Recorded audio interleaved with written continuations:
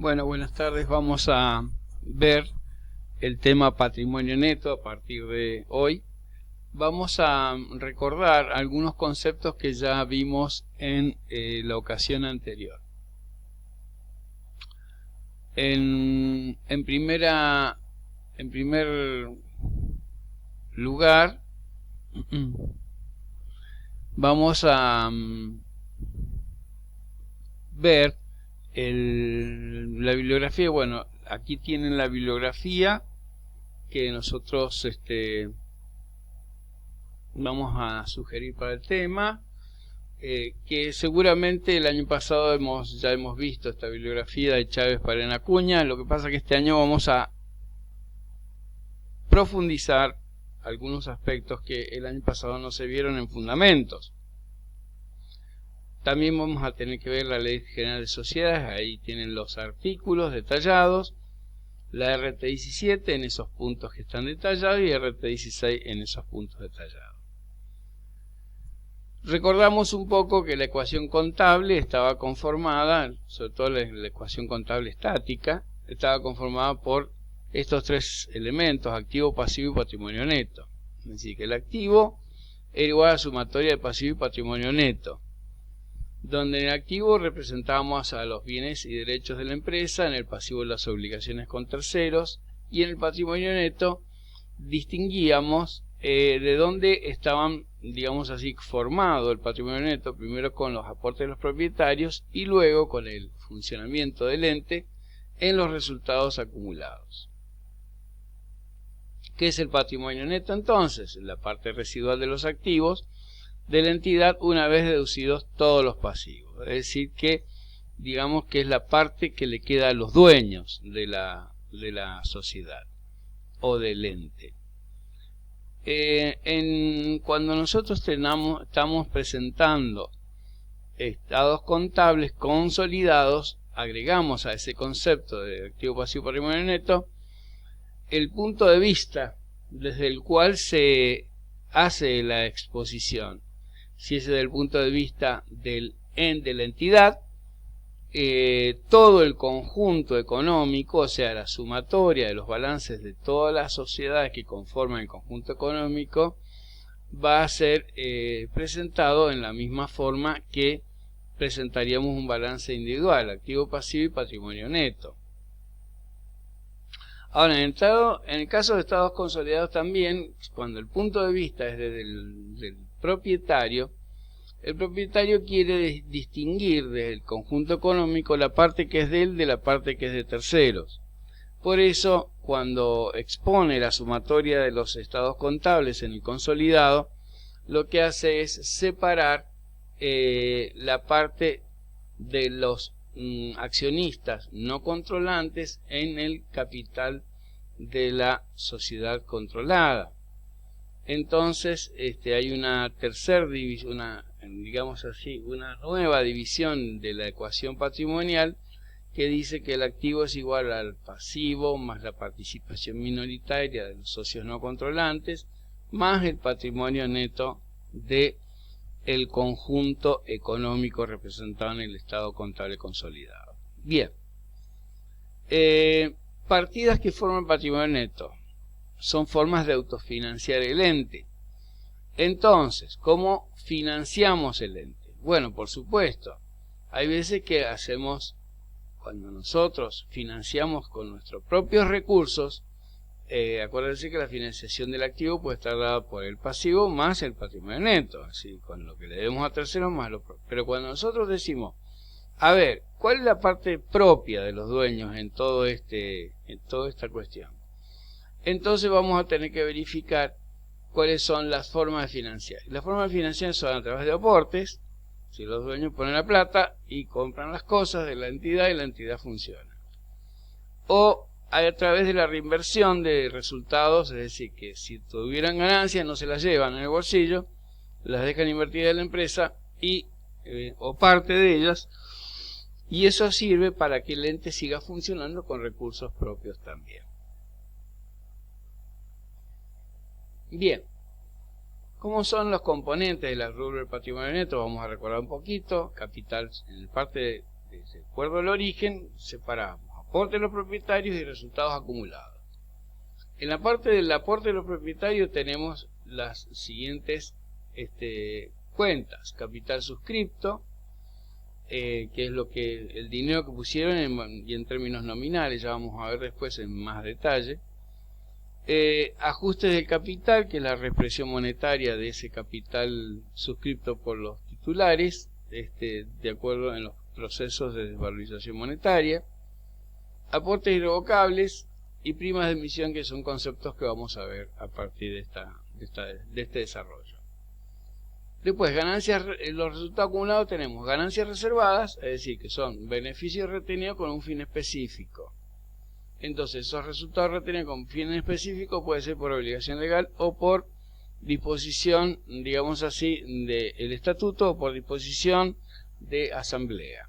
Por lo tanto, vamos a generar otras reservas no específicamente mandadas por ley. Después tenemos el tema de resultados diferidos, donde vamos a encontrar los saldos de revalúo que ustedes estuvieron analizando en el rubro de bienes de uso, y los resultados no asignados, que son los resultados que no tienen una asignación específica todavía. Bien, ¿cómo evoluciona el patrimonio neto a través del tiempo? Bueno, la evolución del patrimonio neto se produce por sus diferencias, o sea, sus aumentos o disminuciones.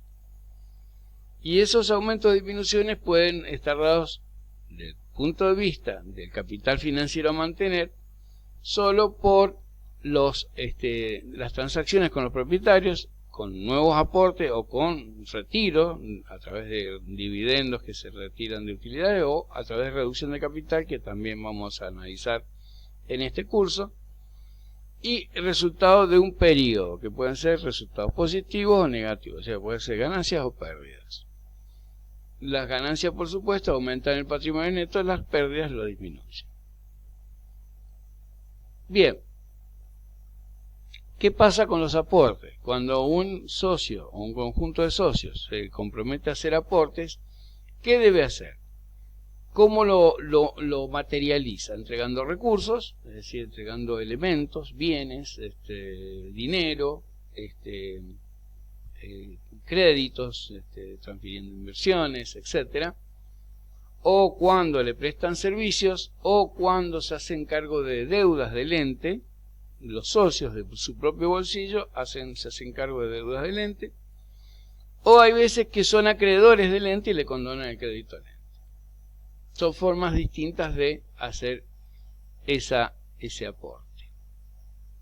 Bien,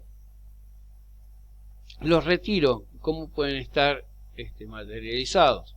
Significan en primer término, entregar recursos al propietario, es decir, sacar recursos del ente y entregárselo al propietario para que se los lleve y los disfrute. Ya sea a través de le entregamos dinero, le prestamos servicios, asumimos obligación por su cuenta, o le condonamos un crédito previamente acordado. Es decir, la situación inversa a la que se producía en el aporte. Bien, ahora, ¿cómo varía por interacción de los resultados del periodo? Y bueno, por supuesto, ustedes saben que el resultado de un periodo está constituido por elementos componentes, que son los ingresos, los gastos, y nosotros en nuestra normativa local diferenciamos ganancias y pérdidas. Ellos, digamos así, contribuyen a la determinación del resultado de un periodo. Bien, ¿cómo entonces, volviendo un poquito al aporte de los propietarios, vemos el capital suscripto, ajuste a capital, aporte irrevocable y prima de emisión en las cuentas que podían estar integrando este rubro. ¿Cómo puede estar ese capital suscripto? Y bueno, si es una sociedad anónima, está representado ese aporte en acciones. En una SRL de cuotas, sociedad colectiva partes de interés, sociedad en comandita partes de interés y acciones. Una sociedad en comandita simple tendrá partes de interés, y una sociedad comandita por acciones tiene partes de interés y acciones. En una sociedad anónima simplificada, acciones, y en entidades cooperativas, cuota cooperativa. Esas son las partes en que está dividido el capital nominal de un ente. Bien, las acciones. En el caso de una sociedad por acciones, ¿qué contienen? ¿Qué encontramos en una acción? Un valor nominal que nos da derechos económicos y derechos jurídicos. Es decir, derecho económico nos permite participar en las ganancias. O sea, obviamente también tenemos que soportar las pérdidas. Y derechos jurídicos, participar en el gobierno de la sociedad, a través de participación en las asambleas, posibilidad de participar en los directorios, también, que son los administradores. No necesariamente. No necesariamente el dueño debe participar en el directorio, normalmente sí lo hace. Sobre todo en empresas pequeñas. Empresas grandes y en empresas muy abiertas, o sea, sociedades abiertas que cotizan en bolsa, etcétera, no. Pueden ser dueños un montón de gente que no tiene ni siquiera conocimiento entre sí.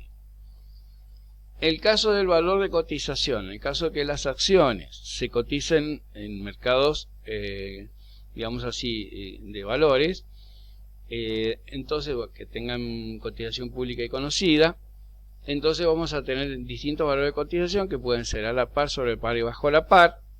A la par es cuando cotizan justamente igual que el valor nominal, sobre la par por sobre el valor nominal y bajo la par por debajo del valor nominal. Eso es el tema de cotización.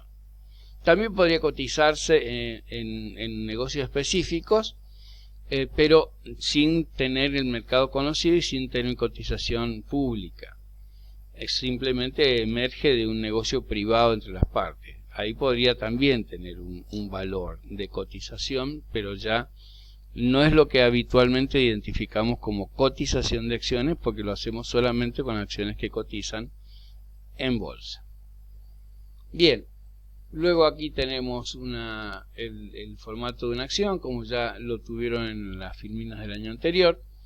Y vamos a dejar acá una primer parte de la grabación para poder seguir luego con emisión no es igual a cotización, una profundización de todo este tema en la segunda filmina. Eso sí, probablemente tengamos que hacer varias filminas por la disponibilidad de tiempo y la extensión del tema. Desde ya, muchas gracias.